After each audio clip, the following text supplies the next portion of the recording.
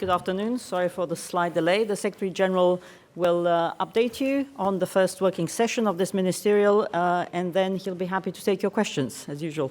Secretary General. Good afternoon. We have just finished a meeting where NATO defense ministers discussed how NATO is adapting to a more demanding security environment.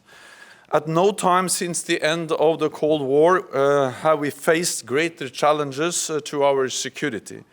Neither Europe nor North America can effectively deal with this on their own. Our alliance is as much needed as ever. NATO is good for Europe and it is good for North America. We are all safer when we stand together. Today, ministers all agreed on the importance of the transatlantic relationship for meeting the key challenges to our security. And I welcome the very clear message from Secretary Mattis on the importance of the transatlantic partnership and the message from all the other allies that we need to strengthen the alliance in times of turmoil. Since 2014, NATO's deterrence and defense posture has significantly adapted. We have tripled the size of the NATO response force to 40,000 troops. We have established a 5,000 strong, very high readiness joint task force, ready to move in a matter of days.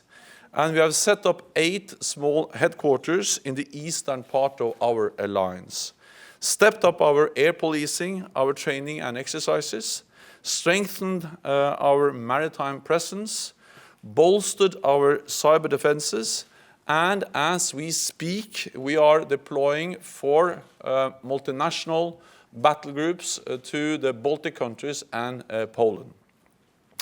We are also increasing our presence in the southeast of the alliance, so our deterrence and our defense posture is solid.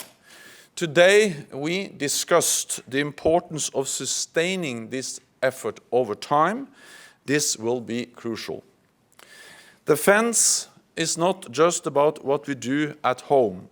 It is as much about what happens beyond our borders. So we have agreed to strengthen our contributions to projecting stability, to enable local forces to protect their countries and to fight terrorism. We have moved from a large combat operation to a train, assist and advise mission in Afghanistan. We started to support the coalition fighting ISIL through AWACS air surveillance. We have established a training and capacity building program in Iraq, increased our support to partners across North Africa and the Middle East, and opened a regional center in Kuwait together with our partners in the Gulf. We have deployed ships to the Aegean Sea to help curb the flow of migrants and refugees, and we will set up a hub for the south in Naples. And we have established comprehensive packages in support of Georgia and Ukraine. We continue a significant presence in the Western Balkans to ensure stability in the region. And we are working more closely with the European Union than ever before. But we also agree that NATO has untapped potential when it comes to training local forces and building local capacity. We have experience, tried and tested capabilities, staying power, and a network of 41 partners around the world who are ready to help and work together with us.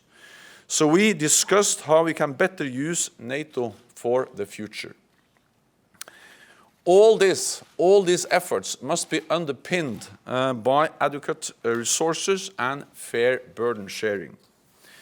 In 2014, we decided to stop the cuts in defense spending, gradually increase and move towards spending 2% of GDP on defense within a decade. Our progress so far has been good. In 2015, we stopped the cuts. In 2016, 22 allies increased their defense budgets. This is significant. And the figures we published yesterday showed a healthy increase of 3.8% in real terms across Europe and Canada when it comes to defense spending. This means $10 billion more for defense. Step by step, we are moving in the right direction. But there is still a very long way to go. And you know that the picture is mixed. Some allies have really started to increase.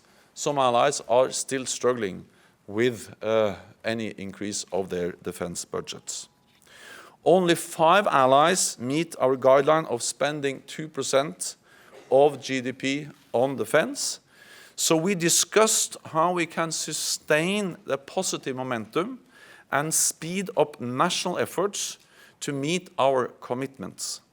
For instance, through national plans and milestones to ensure steady progress. This is a discussion that we are starting today, and I expect the discussion to continue and also be an issue that will be addressed by heads of state and government when they meet in Brussels in May. Our aim is to give our ambition for fairer burden sharing a strong boost when we meet in Brussels in May. With that, I'm ready to take your questions.